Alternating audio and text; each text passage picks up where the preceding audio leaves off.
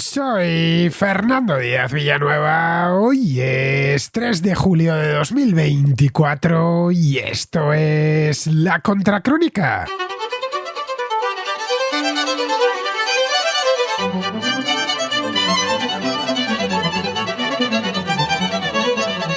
Este jueves se celebran elecciones en el Reino Unido. No estaba prevista una convocatoria tan temprana. A finales de mayo, el primer ministro, el conservador Rishi Sunak, decidió anticiparlas unos meses con intención de detener el declive constante de intención de voto para su partido. Esto obligó a laboristas y liberaldemócratas a darse prisa en la presentación de candidaturas, ya que la fecha límite era el 7 de junio. Pero para entonces el país se encontraba en plena campaña electoral sin haber pasado siquiera por la precampaña. Unas elecciones express para un país que, desde hace 8 años, momento en el que se aprobó en referéndum la salida de la Unión Europea, encadena las crisis políticas y consume un primer ministro tras otro. El propio Sunak llegó tras el fracaso estrepitoso de su predecesora, Liz Truss, que solo aguantó 50 días en el 10 de Downing Street. El plan de Sunak era remontar el vuelo, pero tras casi 2 años desde su ascenso al poder no lo ha conseguido. Al contrario, desde octubre de 2022 el Partido Conservador ha ido a menos. En las últimas elecciones, celebradas en diciembre de 2019, consiguió el 42% de los votos, lo que le proporciona una cómoda mayoría absoluta que han malbaratado, ya que en estas los sondeos más optimistas le adjudican entre un 22 y un 25% del voto. Los más pesimistas bajan incluso del 20%. En términos de escaños, las encuestas apuntan a que van a pasar de 365 actuales a unos 75-80, o lo que es lo mismo, el punto más bajo de su historia. Una historia, por cierto, muy larga, porque fue fundado hace casi 2 siglos. El otro lado de la historia es el Partido Laborista, que se estrelló contra Boris Johnson en 2019 y que, a poco que se le den bien las cosas este jueves, podría obtener el mejor resultado de sus 124 años de historia. Si esos números se convierten en realidad, los laboristas podrían obtener más de 400 escaños en Westminster, una mayoría absoluta más que sobrada que su líder, Keir Starmer, no se esperaba en abril de 2020, cuando se hizo cargo del partido.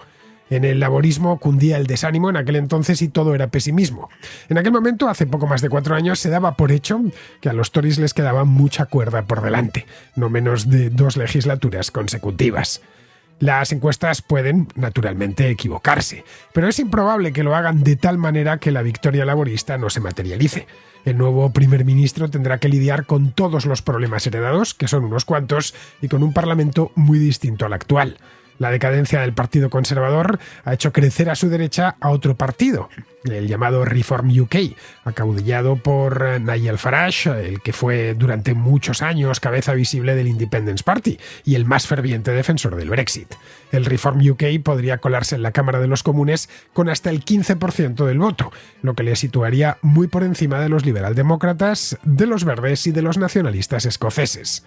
Las urnas aún no han abierto y no lo harán hasta este jueves a las 7 de la mañana. Los conservadores dan por segura la derrota y solo esperan que no sea excesivamente dolorosa. Su campaña electoral ha sido casi tan desastrosa como sus últimos 4 años de gobierno.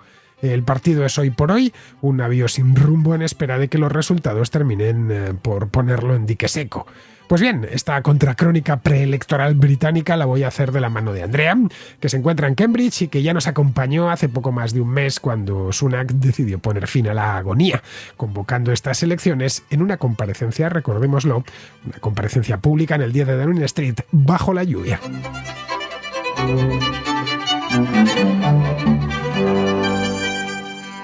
El pasado 22 de mayo en el Reino Unido estaba lloviendo, y lo digo con conocimiento de causa porque aquel día estaba yo allí subido en una bicicleta, y lo saben bien los que siguen en A la Contra porque estaba justo en esos momentos grabando un A la Contra, que es este espacio que hago por la calle con mi bicicleta, ya esté en Madrid o esté en Inglaterra, me gusta hacerlo y ese día me cayó una buena chupa de agua encima. Bien, pues mientras yo hacía aquello, no muy lejos de allí, a unos 80 kilómetros, en el 10 de Downing Street, el primer ministro Rishi Sunak salió a la puerta del 10 de Downing Street, que es donde reside, y donde reside él, y donde además está lo que aquí llamaríamos la presidencia del gobierno, la oficina del primer ministro, bajo la lluvia, para convocar elecciones para este 4 de julio, es decir, para mañana. Le cayó pues más o menos la misma cantidad de agua que me cayó a mí, con la diferencia de que yo iba preparado para el agua, pero él salía con el trajecito y la corbata justo.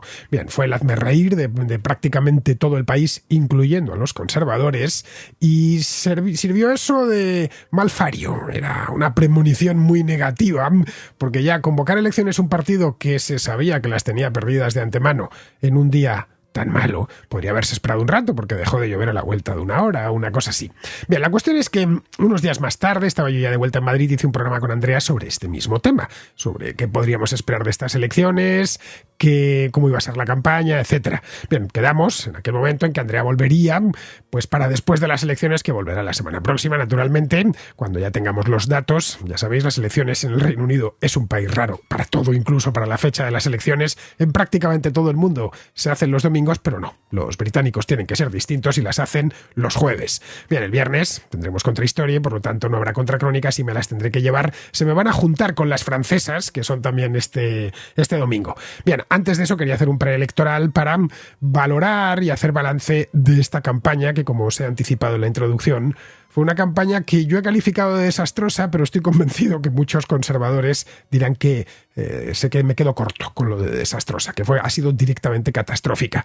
Bien, durante este último mes, Andrea estaba allí, lo ha podido ver con sus propios ojos y ha podido sacar sus propias conclusiones. Muy buenas, Andrea, un mes y pico después de que hiciésemos aquel programa del Día de la Lluvia.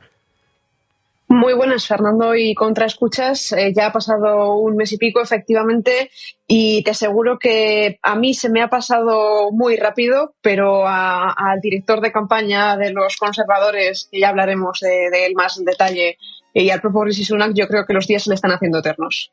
Lo cual no es para menos, porque las elecciones las tienen no perdidas, perdidísimas. Yo he ido mirando desde finales de mayo la evolución de las encuestas, cómo iba la cosa, que por supuesto en el Reino Unido es un país donde están haciendo encuestas continuamente, pero cuando están en curso electoral ha sido todo express. No ha habido tiempo de precampaña ni de nada. El 22 de mayo se convocaron, el día 7 de junio se cerró el plazo de las candidaturas, ya tenían que estar en todas las circunscripciones, las constituencies, tenían que estar ya los candidatos puestos, y del 7 de junio al 4 de julio. Vamos, menos de un mes en el que no ha habido ese periodo de calentamiento propio de todas las elecciones, que suelen ser 2-3 meses. Es más, los británicos esperaban que esto iba a suceder, era inevitable. Podía Rishi Sunak convocar elecciones hasta enero del año próximo. Ya había dicho en diciembre que no serían en 2025, sino en 2024, en el segundo semestre. No quiso dar el momento exacto, porque no lo sabía seguramente, pero hoy ya lo sabía y pretendía dar el campanazo bajo la lluvia. Quizá estaba todo preparado y nos ha sorprendido. Bueno, a todos menos a su partido, que no ha habido ninguna sorpresa. Se decía que iban a perder, se sigue diciendo que van a perder, y lo más probable es que dentro de 2 días podamos decir que han perdido. La cuestión es saber por cuánto. Bien, los británicos estaban preparados para tener un segundo semestre o último cuatrimestre del año, electoral, en el que ya a partir de septiembre, a la vuelta del verano, se iban a encontrar pues con las calles llenas de anuncios electorales, los famosos autobuses que les encantan a los británicos, los mítines para aquí y para allá, la prensa rebosante de información política. Bien, ese tiempo no lo han tenido, ha tenido que concentrarse todo a lo largo de menos de un mes, diría yo, aproximadamente un mes, el mes de junio. Bien, las encuestas en aquel momento daban unos resultados catastróficos para el Partido Conservador, tan catastróficos que si se materializa lo que tenemos ahora mismo en los sondeos de intención de voto, sería el peor resultado de su historia. Ojo, el Partido Conservador es un partido antiquísimo. Es un partido fundado en 1834. Adquirió su forma actual algo después, en torno a 1912 creo que fue, pero vamos, que estamos hablando de un partido centenario que no ha tenido resultados tan malos como los que se esperan para estas elecciones. La cuestión es que los británicos lo sabían desde hace tiempo. Aquí sí que no ha habido una caída a lo largo de 3-4 meses por un escándalo, ¿no? Esto ha sido poco a poco, de una decadencia lenta. Empezaron a decaer en torno al año 2021 y desde entonces, pues hasta el momento presente, cuando se encuentran con expectativas de voto que rondan el 20%, que es una auténtica miseria, olvidemos que en el año 2019 tuvieron el 42,6%, y que podría ser incluso menos, si la cosa le sale muy muy mal, podrían irse al 18, al 19%, les ha salido un competidor por la derecha algo que el Partido Conservador nunca había tenido, por lo menos un competidor con posibilidades de quitarles escaños. Habían aparecido, naturalmente, partidos más a la derecha de los Tories a lo largo de los últimos 2 siglos, como es lógico, pues ya han aparecido unos cuantos, pero ninguno con la fuerza que tiene este de Nigel Farage, el de Reform UK se llama. Bueno, estos son dos novedades que en el Reino Unido, Andrea, hace 3 años, no me voy más lejos, 3 años hubieran sido, si te cuentan en el año 2021 que hoy los Tories iban a estar con una expectativa de voto del 20%, que iba a renacer de sus cenizas Nigel Farage, que los del Reform UK iban a tener una expectativa del 15 o del 16% de voto, que los laboristas iban a obtener no la victoria que todavía en 2021 podía imaginarse, sino una victoria también histórica, la mayor de su historia. Tú hubieras pensado que no, que quizá en el año 2074, pero no, desde luego, en el año 2024. Cabría, Fernando, mencionabas el Partido Conservador, cabría quizá hacer en alguna ocasión una contrahistoria sobre el Partido Conservador, no tanto desde el aspecto político, sino desde el aspecto más histórico, y cómo el Partido Conservador, y este es uno de los factores que es llamativo en estas elecciones, ha sido históricamente la máquina de poder más perfeccionada que hemos conocido en tiempos recientes e incluso no tan recientes, ¿no? Y es que empezamos, si quieres, por el principio, por esto que tú comentabas. Hay un hecho, en fin, salvo cisne negro, incontrovertible, es que ha habido 2 momentos en los últimos 50 años en los que la política en Reino Unido ha dado un vuelco.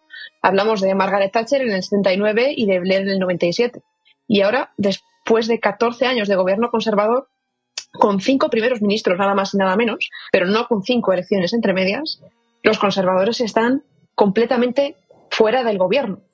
Esto no se podía ver venir hace solamente unos cuantos años, pero en el momento que empezaron las tensiones internas y que el Partido Conservador empezó a polarizarse desde dentro, una tendencia polarizadora que, por otro lado, no ha sido ajena a otros partidos conservadores o de centro derecha, y que no todos los partidos han conseguido sobrevivir a ella sin romperse. En este caso, estamos viendo que lo más posible es que se acabe rompiendo. La ruptura, ¿por qué se está produciendo? Bueno, pues no hay que ir más allá que mirar el estado en que se encuentra el país, ¿no? El estado del país es francamente desastroso después de estos 14 años de gobierno. Ya más allá de, en fin, unas ideas políticas u otras, incluso los propios votantes conservadores, los clásicos y los más noveles, están de acuerdo en esto. El crecimiento de la economía, los salarios reales han caído desde 2016 por debajo de la tendencia histórica, hablamos desde la Guerra Mundial. Tenemos una losa impositiva cercana a récords de 1945, deuda en máximos relativos en los últimos 60 años, servicios públicos, muchos de ellos en estado de derribo, por no hablar de un asunto que a lo mejor para otros países no es prioritario, pero para el Reino Unido sí lo es, el asunto de la defensa. Es cierto que, bueno, en fin, esto se puede atribuir a presiones externas, pero muy buena parte de esta polarización dentro del propio partido y las consecuencias que ha tenido, porque el partido se ha centrado mucho más en sus propias tensiones internas, en estas a las que decíamos que otros partidos no han sido ajenas, sino también a causas propias, es que, bueno, dicen que en fin, se le ponen mucha de la culpa a la guerra de Ucrania, a la pandemia, a la gestión de la crisis financiera posterior, etcétera. Pero es cierto y verdad que mucho de la pérdida que está a punto de sufrir el Partido Conservador en Reino Unido es autoinfligida. Es decir, recordemos que Liz Truss provocó una grave crisis en los mercados en el 22. El Brexit ha sido casi, en fin, en términos ilusorios, porque en el fondo está siendo un fracaso de dimensiones hercúleas, no solo en términos económicos, sino algo muy importante que los británicos perciben y que forma parte de la conversación, no te diría diaria, pero sí de la conversación general en medios y fuera de ellos, que es el rule of law, el imperio de la ley, ¿no? Como unas leyes que hoy son unas, mañana pueden ser otras. Es decir, esto se acusa, lo acusan los pequeños comercios, lo acusan los fondos de inversión. En fin, todos estos factores han llevado a que la respuesta que ha dado el partido conservador de cara, insisto, a sus propios votantes no ha sido satisfactoria, porque se ha ocupado más de sus propias guerrillas internas, de satisfacer que si a los lobbies pro libre mercado que se han descubierto en esencialmente lobbies a favor de el cierre de fronteras y la xenofobia más reaccionaria.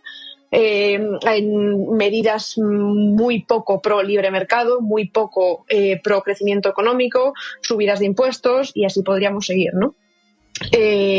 Esas excitaciones más basales, ¿no?, han llevado a que otros partidos que en un principio no estaban en juego, tú decías, Fernando, hace 3 años, al principio de las elecciones, y volvamos a Nigel Farage, al principio de las elecciones Nigel Farage dijo que en Reform no contasen con él, que se iba a ir a hacer política a California porque allí tenía mucho que aportar. En fin, contengamos la risa, volvamos al Reino Unido. Hace tan solo unas semanas Nigel Farage dijo que un momento, frente a la debacle que se veía que iban a sufrir los conservadores, en lugar de dejar que ese voto se quedase en casa, vamos a intentar capitalizarlo. Y así ha sido, que hasta hace escasamente una semana o semana y media, el vuelco que ha pegado en las encuestas Reform UK ha sido espectacular, solo truncado, y podemos hablar de esto también algo más en detalle, por la cercanía de las palabras de Nigel Farage con respecto a la línea más putinista, debería decir putineja, de la opinión británica, que es minoritaria y está muy acusada en lo que él comentaba. El votante de Reform UK, te he pasado antes una gráfica de una encuesta, una gran encuesta que ha hecho de MRP, que ha hecho el Economist, en el que explican sobre su encuesta, insisto, esto todavía no son resultados, de dónde salen los votos y a dónde se van en función de dónde vienen, es decir, del año 2019. Votos reales frente a previsión, a forecast.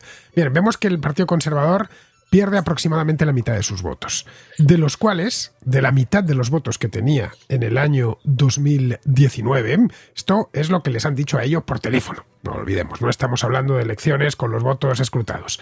Bien, la mitad de los que votaron a los conservadores en 2019 y que van a dejar de votarles, es la mitad ya no quiere saber nada de ese partido, de esa mitad, el 16% se va al Partido Laborista. El 5% a los liberaldemócratas, el 2% a los verdes y el 24% se va al Reform UK. Es decir, se están alimentando en buena medida de votantes Tories. Así es, efectivamente. Pero fíjate, Fernando, que en esta gráfica que recomiendo a los contraescuchas que se pasen a echar un vistazo, a mí no me llama tanto la atención el 24% de Reform UK, en el fondo, y especialmente en los últimos años, las corrientes xenófobas, anti-inmigración de cualquier tipo, legal, ilegal, más o menos ilustrada, han sido fortísimas, y ha sido un discurso que se ha impulsado desde los propios medios cercanos al Partido Conservador y desde el propio gobierno, desde los ministros senior del gobierno, de una manera muy muy fuerte, hasta el punto de decir que que el Tribunal de Derechos Humanos, que de esto nos podemos salir y no pasa nada. En fin, salvajadas que si las escuchásemos a la extrema derecha en Europa, a Orbán y compañía, no nos sorprendería porque entenderíamos que es perfectamente extrema derecha, ¿no? Bueno, yo voy a dar un dato, Andrea. Voy a dar un dato que esto se suele desconocer. En el Reino Unido, Rishi Sunak, hasta hace no mucho tiempo, yo recuerdo estar allí viéndolo en la televisión, cómo salía Rishi Sunak en el día de Downing Street, en el atril ponía Stop the Boats, es decir, paremos como diríamos en España, las pateras o los cayucos.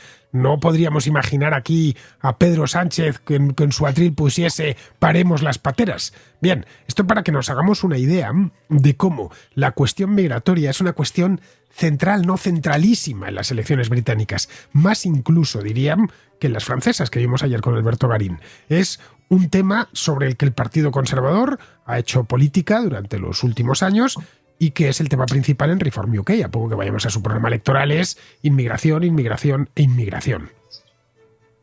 Volvemos ahora al gráfico, Fernando, en un instante, pero déjame darte otro dato respecto a la cuestión migratoria.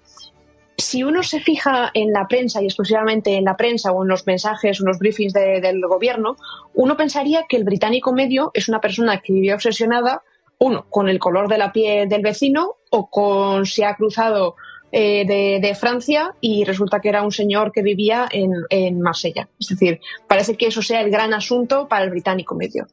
La realidad, y esto de nuevo son datos de encuestas realizadas recientemente durante estas elecciones, durante esta campaña, es que la preocupación por la inmigración es inferior en términos históricos en la población general, pese a los titulares, excepto para 3 de cada 5 pensionistas. Si uno se para a pensar el impacto que tiene esa inmigración en los pensionistas, convendríamos, si tú, Fernando, conoces bien el país, que la inmigración es apenas netamente positiva, porque muchos de los trabajos que requieren los pensionistas hoy los realizan inmigrantes. Acompañamiento, cuidados, servicios, etcétera. Por lo menos ese es el caso. Bueno, no tienes más que visitar un hospital del NHS y verlo. La cantidad de enfermeros y médicos que son inmigrantes. Algunos contraescuchas, por cierto. Los mejores contraescuchas, sin duda. Que trabajan en el NHS y que trabajan en el sector sanitario y que vinieron desde España. Porque tan inmigrante es, no olvidemos. Es decir, estos anti-inmigración del Reino Unido reniegan tanto de la inmigración llegada de Alemania, de España, de Italia, de Portugal, como de la que les llega de la India, de Pakistán o de Bangladesh. Es decir, lo meten todo en el mismo saco. Estamos siendo invadidos y esto es una emergencia nacional, a pesar de que estos inmigrantes son no necesarios, fundamentales para que la economía británica pueda seguir funcionando. Yo no sé qué pasaría si mañana se fuesen los enfermeros, enfermeras y médicos españoles. Lo notaría el NHS. Y lo mismo con los franceses o los italianos. Es decir, sin esos 3 millones y pico de ciudadanos de la Unión Europea, que la mayor parte, con el Brexit, decidieron quedarse allí porque ya tenían su vida allí montada. Y que en su práctica totalidad trabajan y contribuyen al desarrollo y a la economía británica. Cuando esta gente habla de la inmigración, está hablando de todo. Es decir, no es estos líderes europeos, léase, por ejemplo, Marine Le Pen, que no se paran. Nosotros no vamos contra el tipo que ha llegado de Italia o contra el que ha llegado de Bélgica o el de España. Solo queremos que no pasen del norte de África. En el caso del Reino Unido es peculiar, porque lo meten todo en el mismo saco. Es otra cosa que también me he dado cuenta de allí, que me llama la atención. ¿Para qué negarlo? Lo cual, en cierto modo, habría de hacernos reflexionar y evitarnos el pensamiento lujoso de que al final el problema siempre es del otro. El problema puede llegar a ser tuyo, el problema puede llegar a ser de tu sobrina que se ha venido a trabajar de enfermera al NHS. Tan inmigración de calidad es la sobrina que se viene a trabajar aquí desde Extremadura, como la que se llama Nikita y viene a trabajar de Dios sabe qué ciudad en la India y viene a trabajar con toda su buena intención, todos los papeles en regla, todas sus visas pagadas, precio de las visas que, por cierto, se ha triplicado en los años de gobierno Tory, especialmente últimamente. En fin, podríamos seguir abundando en la cuestión de la inmigración, pero quizá el mensaje es que la preocupación por la inmigración como amenaza, como asunto que le preocupa para su vida diaria del británico medio, es inferior en términos históricos a los datos que tenemos, a excepción de los pensionistas, para los que es un asunto especialmente en 3 de cada 5 pensionistas. Aquí correlaciona muy bien el sector o el bracket de edad en el que uno se encuentra con el periódico que lee casi al año, ¿no? Entonces, si uno se va a los periódicos más propios de los pensionistas y cuanto más avanzada edad, más extremo será esta tendencia, el monotema del periódico, no de un día en particular, es la inmigración. Pero habiendo un poco comentado este asunto, Fernando, del gráfico que tú me pasabas anteriormente, hay un asunto que todavía me parece más interesante que el 24% del voto de 2019, del voto Tory, del voto conservador, se vaya a Reform UK, que no deja de ser el movimiento natural, especialmente dada la circunstancia de que alguien tan mediático como Nigel Farage ha decidido capitalizar ese voto. La parte más notable y que más debería preocupar a los conservadores es ese 16% que se va al Partido Laborista y ese 5% que se va a los Lib Dem. Fundamentalmente, simplemente por una cuestión de porcentaje, vamos al 16%. ¿Quiénes son los votantes del Partido Conservador que se van a votar al laborista en las próximas elecciones? No pensemos que son los, en buena medida, los votantes de lo que fue en su momento el cinturón rojo en las Midlands, los que votaban generalmente laborista, una izquierda más proletarianizante, si me permites la expresión. En este caso, no es ese tipo de votante. Ese tipo de votante se va a Reform UK o simplemente se va a quedar en casa. El 16% de votantes del Partido Conservador que se va a los laboristas son los profesionales liberales de centros y de centros de conocimiento y de centros económicos, como pueden ser los barrios y las zonas de Londres, que son asientos Tory desde sus orígenes, que jamás han sido laborista y que en estas elecciones han dicho: no va con nosotros este discurso tan reaccionario. Tenemos un discurso mucho más pro mercado, pro crecimiento, te diría hasta algo con un componente verde o de sostenibilidad sin irse a los verdes, y que entiende que el Partido Conservador se ha quedado muy lejos de una cosa que les represente ni mínimamente. Ese es ese 16% que veremos materializarse en sitios como puede ser el propio Westminster o como puede ser barrios o zonas al sur de Londres, ¿no? Entonces, bueno, yo creo que eso le debería preocupar más al Partido Conservador, porque esos son sus votantes clásicos. El votante del Partido Conservador no era el de la acería o el de la fábrica, era el de la City, el de las universidades y el de los jóvenes que como tenían la oportunidad, se afiliaban al Partido Conservador casi como una especie de club joven.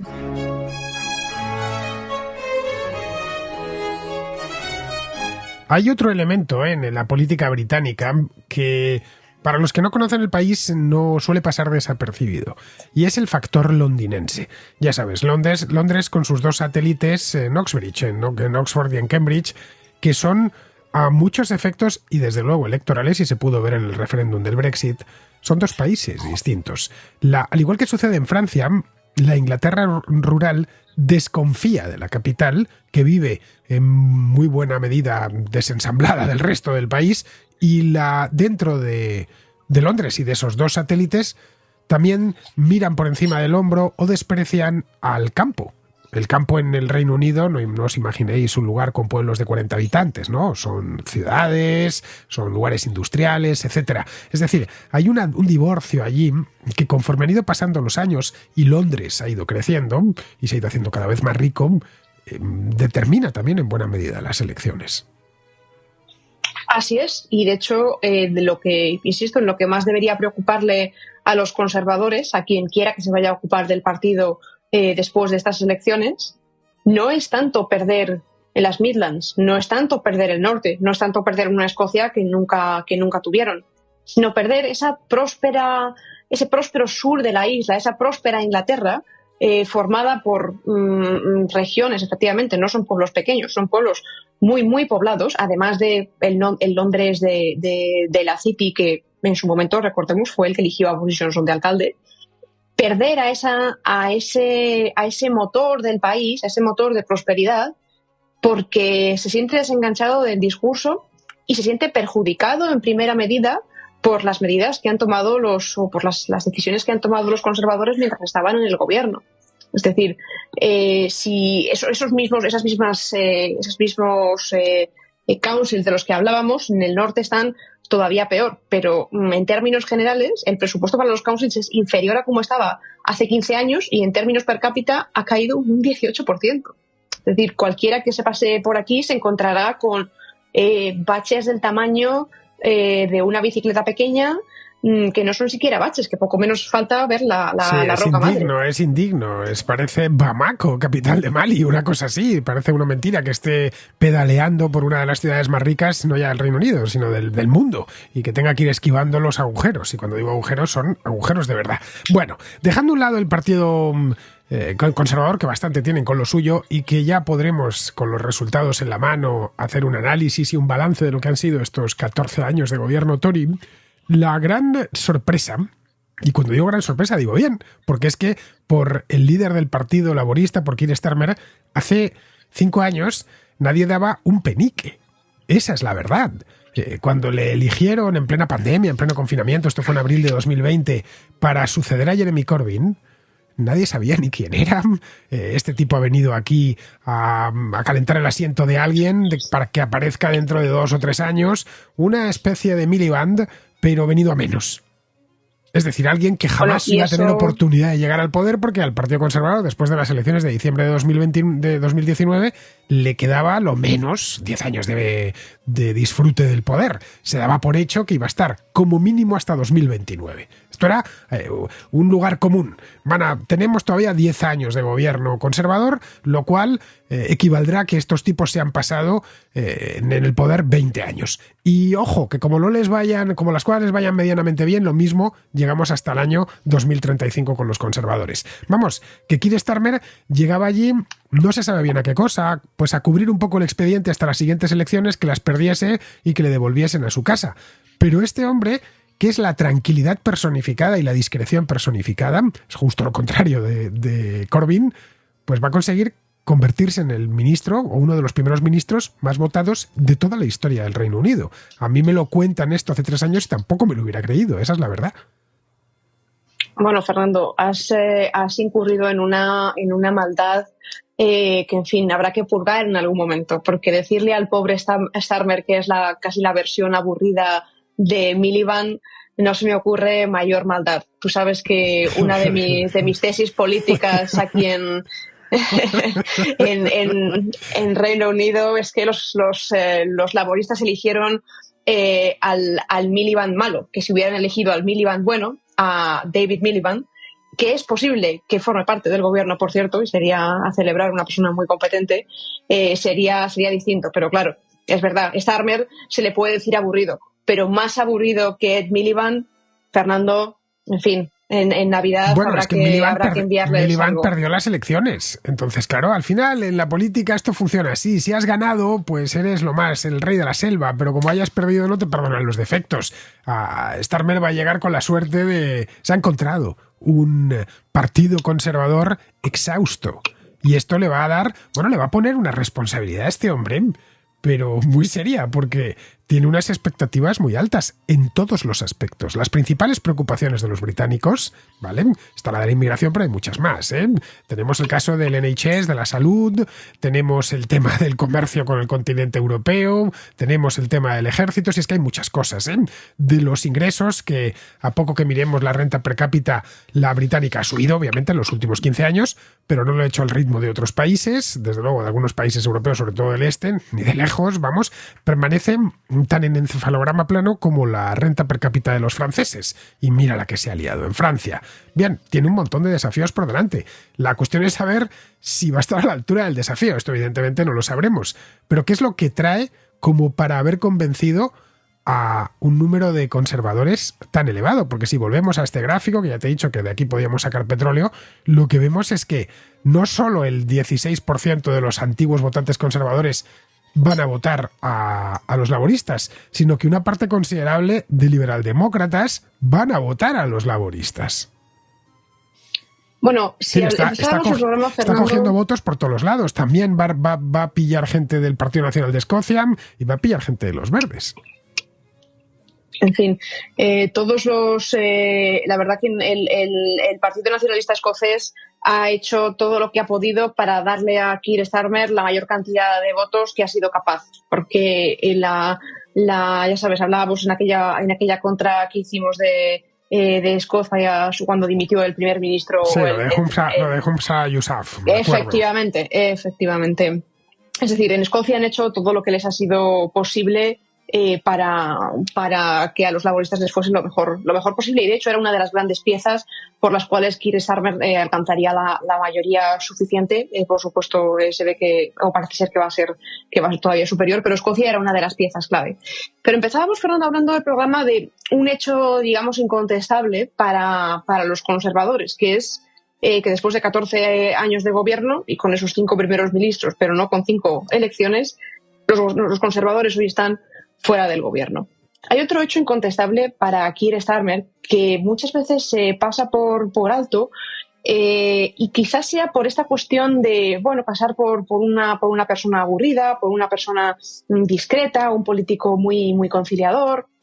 Si nos alejamos un poco, si alejamos el foco y miramos a otros partidos, a los partidos, digamos, del turno de los distintos países en Europa, podemos ver que se ha reproducido el modelo en el cual partidos un poco ómnibus a la derecha clásica y a la izquierda clásica se han separado, han tenido una escisión a la derecha de la derecha y a la izquierda de la izquierda, y los partidos se han acabado fragmentando.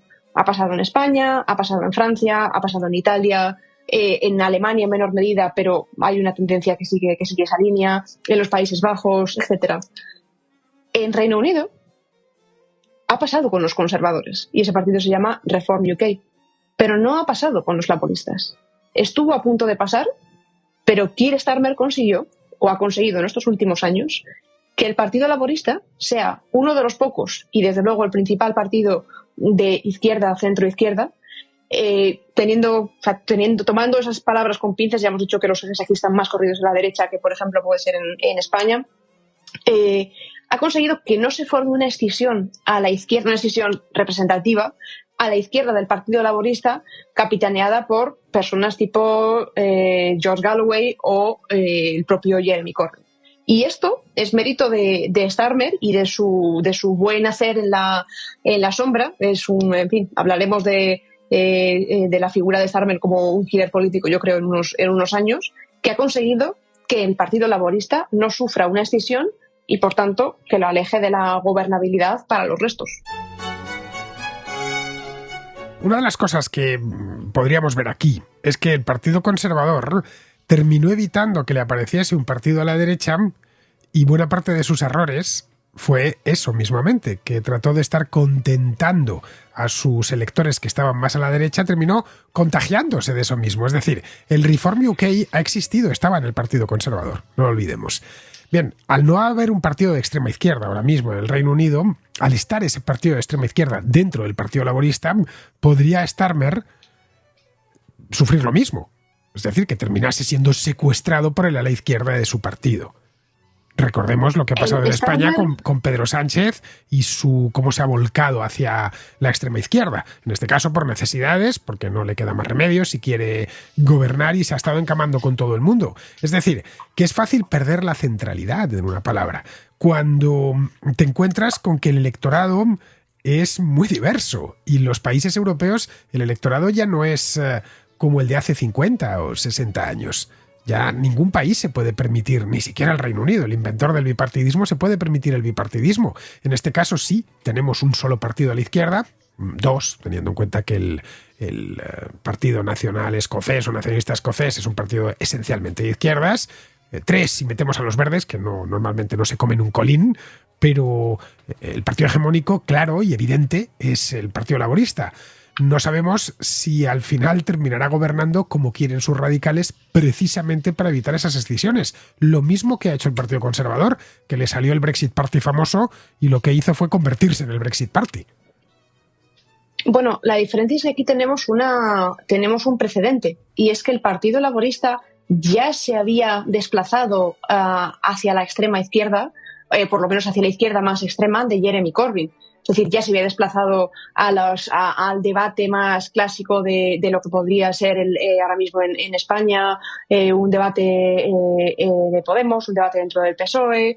En fin, ya estaba en ese sitio. Starmer lo ha traído de vuelta al centro. Y ese viaje al centro, no para prevenir que se forme una escisión a la izquierda, o no para prevenir que una parte del partido no se desplace, aún perteneciendo al mismo, hacia la izquierda, sino toda vez que ya ha sucedido, volver a traer al partido al centro, es lo que ha hecho Starmer. Y eso me parece un mérito político, al margen, digamos, de cualquier percepción personal o sensibilidad personal. Me parece un hecho meritorio. Ahora bien, ahora el asunto que le viene por delante no es menor, Es decir, revertir la situación en la que se queda el país después de estos 14 años. Y de hecho volvemos a por donde empezábamos, no en este programa, sino en el anterior que hicimos, Fernando. ¿Por qué convocar Rishi Sunak las elecciones 6 meses antes de que en principio tenga que hacerlo? Es verdad que en Reino Unido las elecciones en invierno no son frecuentes, en invierno, otoño no son muy frecuentes, y que suelen hacer en primavera o en verano. Muy bien, en ese caso tenía sentido que sucediese a principios de otoño como muy tarde. Pero podría haber tenido 4 o 6 meses más tranquilamente. Si Rishi Sunak decidió que era hasta aquí, o bien se la quiso jugar y no le salió, que puede tener una parte de verdad, pero lo más posible es que entendiese que lo que viene a partir de ahora no es mejor. Y es que Reino Unido se encuentra en una encrucijada que será difícil de resolver. Digamos que ha gozado durante las últimas décadas de un modelo híbrido entre unos impuestos, desde luego, mucho más bajos que en el continente, un modelo, digamos, más a la americana, permitiendo la iniciativa privada, libre mercado, la facilidad para hacer negocios, no entre personas que ya tienen la capacidad o están en la posición de hacer negocios, sino a los que empiezan desde abajo, ¿no? Manteniendo unos impuestos bajos y una política regulatoria sencilla, comercio con la Unión Europea, etcétera, al mismo tiempo que manteniendo unos servicios sociales más propios de países europeos que de lo que podría ser Estados Unidos. Unas infraestructuras razonables, un servicio de salud público, una política migratoria, en fin, contribuciones a países en desarrollo, etcétera, razonables y equivalentes a países en el resto de Europa. Está más o menos claro que esto ahora mismo no puede continuar así, porque o se suben los impuestos o se bajan los gastos. Pero si se bajan los gastos, hay servicios públicos que acabarán definitivamente de quebrar, y eso simplemente hay que verlo, no te diré viviendo aquí, sino simplemente pasando aquí una temporada. Bueno, vamos a terminar ya, que no nos queda tampoco mucho, ya te he quitado bastante hoy, con un tema. Y ya con esto damos por concluido el programa en espera de que hagamos el definitivo, que será ya cuando tengamos los resultados. Hace 4 años y medio, se celebraron elecciones. Diciembre del año 2019, un poco antes de que empezase la pandemia. Bueno, el virus ya había salido de Wuhan y andaba cabalgando por el mundo, pero todavía no nos habíamos enterado de su existencia. Bien, en aquel entonces el Partido Conservador llevaba ya casi 10 años en el poder. Y todas estas cosas o no se habían visto, es decir, todos estos errores que han cometido y que ahora aparecen a la vista de todo el mundo, o no se habían visto, o los británicos no habían querido verlo. Porque en este caso no nos hemos encontrado un partido conservador que ganó con una mayoría arrolladora en el año 2019 y que desde entonces ha ido perdiendo elección tras elección, un desgaste, vamos, que eso es lo habitual, como se desgastó Helmut Kohl, como se desgastó Felipe González, como se desgastó Angela Merkel, en fin, estos grandes partidos o grandes líderes que ganan de golpe y consiguen un resultado atronador y luego van poquito a poquito perdiendo esa mayoría. En este caso lo que tenemos es un partido que ganó justito en 2010, que va creciendo su renta hasta el año 2019. Los resultados del Partido Conservador en 2019 son mejores que los de 2010 y que después se derrumba estrepitosamente 4 años y medio después. ¿Qué ha pasado en este tiempo? ¿Se han despertado? ¿Se han dado cuenta que todo ha sido un desastre? En esos 10 años anteriores, incluyendo el referéndum del Brexit y el tratado del Brexit, ¿no se habían dado cuenta de todos estos problemas que ahora están cargando sobre los hombros del Partido Conservador? Esta es una pregunta que yo tengo, porque, en fin, son 14 años, caray. Es mucho tiempo, ¿no te parece a ti? Bueno, efectivamente es mucho tiempo. Ha sido un despertar lento, porque es cierto que ninguno de estos grandes errores de fondo ha sido un error inmediato. El Brexit es el más inmediato. Decía, hago un paréntesis aquí, Fernando, si me permites, decía nuestro querido Taleb, y admirado en algunas cosas, que no en todas, que realmente al Reino Unido no le iba tan mal en la última década a pesar del Brexit. Bueno, uno no está para responder en Twitter a cosas como esta, pero era para decirle, hombre, la década de 3 años más corta de la historia.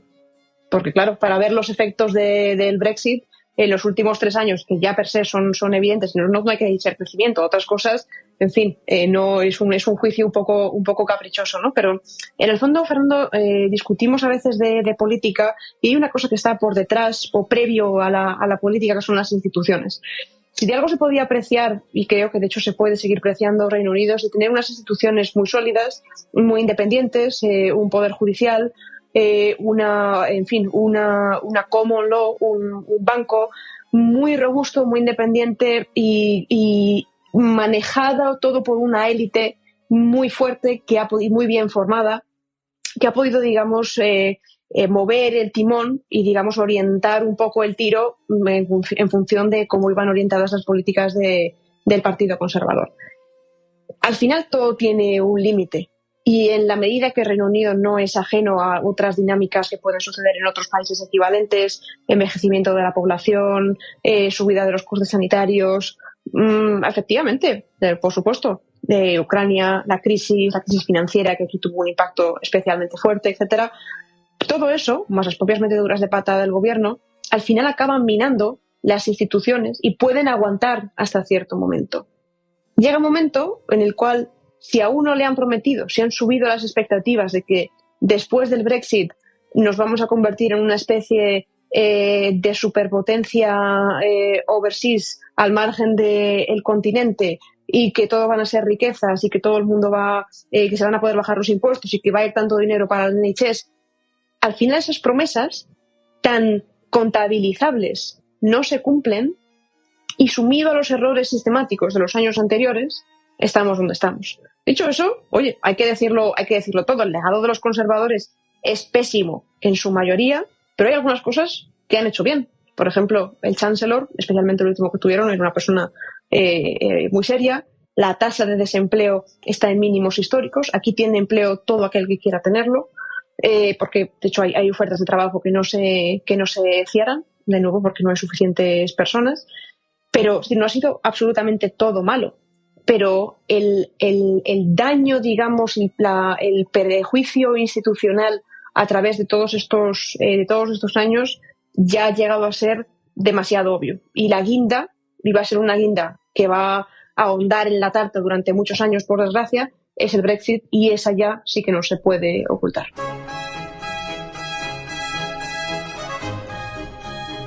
Esa que no tiene ese arreglo fácil. El otro día leí una entrevista que le hicieron a Starmer hablando de este tema. Ya sabes, el jurado y perjurado que no va a haber referéndum de entrada, al menos mientras él sea primer ministro, pero que va a mejorar en todos los ámbitos la relación con la Unión Europea. Es decir, que esa sensación de desconfianza, de recelo entre Bruselas y Londres de los últimos años se va a acabar. Eso, evidentemente, pues es una buena noticia, porque uno de los problemas que tienen en el Reino Unido, aparte de la falta crónica de mano de obra, es lo complicado que es importar y exportar. Un país que estaba abierto al mundo, pues no es que se haya cerrado, pero se ha dejado la puerta entornada. Y esto, una economía como es la británica, una economía que si por algo se caracteriza es por su apertura desde siempre, pues lo ha notado. Claro, los británicos han tardado un poco, no mucho, ¿eh? Otros países tardan bastante más en cambiar el voto. Aquí se demuestra que la democracia británica es la democracia por antonomasia, la más madura de todas. El mismo tipo que te votó a los conservadores en 2019, te vota a los laboristas en 2024 y te va a votar sin ningún problema a los conservadores de vuelta en 2029 si el gobierno de Keir Starmer no le place, no le gusta, vamos. Es decir, esto no es fácil de ver en otros países, donde, como bien sabes, la gente se casa con su partido político. A veces ni siquiera es el suyo, era el de sus padres o el de sus abuelos. Y que da igual lo que hagan o lo que digan, son incapaces de retirarle el voto y no hacen más que buscar excusas. Esto demuestra una madurez tremenda de los británicos, que, a pesar de todo, sí, yo sí les voté encantados y además voté a favor del Brexit. Pero asumo que me he equivocado, así que vamos a ver cómo con cierta mano izquierda y, nunca mejor dicho, tratándose de Starmer y con tranquilidad, pues podemos deshacer el entuerto este que hemos hecho. Esto es algo muy propio de los británicos, tú llevas muchos años allí, ya les conoces, ya sabes que por encima de todo son posibilistas. Por supuesto. Es decir, este posibilismo es algo que cala muy hondo dentro de la sociedad. En el fondo, lo importante es la consecución de objetivos, y no te diré que no importen los medios, es un país muy moralista a su manera, pero sí que importa, si queremos, hay una voluntad de llegar desde aquí hasta allí, ya encontraremos la manera frente a esa digamos, vía única que muchas veces se plantea en otros sitios de Europa. Pero sí, efectivamente, Starmer lo va a tener muy, muy difícil, le va a caer el poder, lo ha conseguido gracias a unir a su partido y hacer una posición razonable. La que tiene por delante no es menor, y hablaremos de ella en su momento, por supuesto, Fernando, empezando tan pronto como que en octubre tendrán que presentar el presupuesto de otoño, y será la primera vista de qué tipo de políticas se van a llevar a cabo una vez estén en el gobierno, y el británico medio, por supuesto, estará muy pendiente. Cuando hablamos de deterioro institucional, en fin, aquí a Boris Johnson lo echaron por mentir, es verdad, descaradamente, y por deteriorar buena parte de las instituciones por dentro, colocando amigos, algunos de ellos sospechosos, cuando no de manera directamente probada, de asociarse con oligarcas rusos y demás ralea. Pero en ningún caso veríamos cosas del estilo de el presidente del gobierno nombrando al fiscal general, o las maletas en barajas de madrugada. O a su mujer haciendo negocios, ¿no? O eso a su mujer eso es impensable en el... Bueno, recuerda lo que contaba Miriam González, que fue su marido, Nick Clegg, fue viceprimer ministro, y que le preguntaron a raíz del caso Begoña, que decía, ¿y esto en el Reino Unido? Dijo, bueno, es que en el Reino Unido esto es impensable, no es algo que directamente no es algo que nadie, ni te planteas, y que en el caso de que sucediese algo así, por supuesto, los primeros en reconocerlo y en censurarlo serían los votantes, o buena parte de los votantes de ese mismo partido. Aquí vemos que, por desgracia, no está ocurriendo eso, por lo que te digo, ese tremendismo que existe en países como el nuestro, ya sabes, el tema de pues son los míos y con los míos a muerte y tal y cual, cuando en el Reino Unido se ve que hay cierta flexibilidad, lo cual es necesariamente bueno. Bien, pues esto ya con este tema continuaremos la semana que viene, cuando sepamos los resultados de las elecciones, que son pues el jueves, es decir, mañana mismo. Ya lo podréis ver en televisión y por internet quién gana. Como os he dicho al principio del programa, no voy a hacer programa, no por nada, sino porque es que no toca el viernes contra Crónica, sino contra Historia, que la haré, por cierto, con Alberto Garín. La vamos a hacer desde Málaga. Nos vamos para allá, vamos a estar 2 días. El jueves haremos la Contracrónica, y el viernes por la tarde-noche, a las 7 de la tarde, vamos a estar en la librería Proteo, presentando Contra la Revolución Francesa. Hemos estado ya en varias ciudades, Pamplona, Logroño, Salamanca, en Madrid naturalmente, en la Feria del Libro estuvimos firmando en 3 ocasiones distintas, y después del verano ya iremos por otras ciudades de España. Entre tanto, los que estéis en Málaga, ya sabéis, o en los alrededores de Málaga, los afortunados que estéis en Málaga, que sepáis que Alberto y yo estaremos por allí en esta librería el próximo viernes, este día 5, a las 7 de la tarde. Os lo estamos recordando todos los días. Ayer en el directo os lo comentaba, que estábamos siendo especialmente pesados, porque, no por nada, sino porque estamos en pleno verano ya, y es normal que un día 5 de julio, y más en la Costa del Sol, lo que te apetezca pues es ir a la playa, ¿no? Y esto como que presentar un libro. Bueno, lo que estéis para nosotros es lo más importante de todo, pues por tener gente delante, conoceros personalmente, firmaros el libro naturalmente, solo faltaba. Bien, pues vamos a despedirnos de Andrea y ya terminamos el programa. Bueno, Andrea, muchísimas gracias por haber estado hoy con nosotros. Fernando, ya sabes, siempre un placer para mí, y eso sí, déjame despedirme apoyando a nuestro muy querido Alberto Garín, que dijo ayer que el reemplazo demográfico era una pendejada. Alberto, ya lo creo que sí. Lo dijo con esas palabras, además, pendejada, lo dijo tal cual. Le ha ocasionado algunas pocas, todo hay que decirlo, algunas críticas en los comentarios, pero ya sabéis, aquí se puede criticar sin ningún problema, siempre y cuando la crítica sea educada. Los que han criticado a Alberto en los comentarios del programa de ayer han sido educados, y por lo tanto esa crítica es perfectamente legítima. Los que entren insultando a Alberto ayer, a Andrea hoy o a mí cualquier día, ya sabéis cuál es el destino de ese comentario. Es borrado y bloqueado el usuario que viene a insultar. Esto es un foro de debate, por lo menos los comentarios tanto en iVoox como en YouTube, y se debate de manera tranquila, pausada y, por supuesto, sin insultar. Bien, pues vamos a ir marchándonos ya, nunca mejor dicho, porque tenemos que irnos, porque llevamos ya más de 50 minutos, el programa me ha salido tan largo como el de ayer con Alberto. Vamos antes con Pizarro, que nos habla de las elecciones francesas. Manuel convocó estas elecciones al sopetón, con intenciones poco claras y resultados para sus intereses adversos. La segunda vuelta pondrá en orden estos resultados y confirmará o no el nuevo paradigma en el que el centro político pasa al extrarradio. En breve veremos.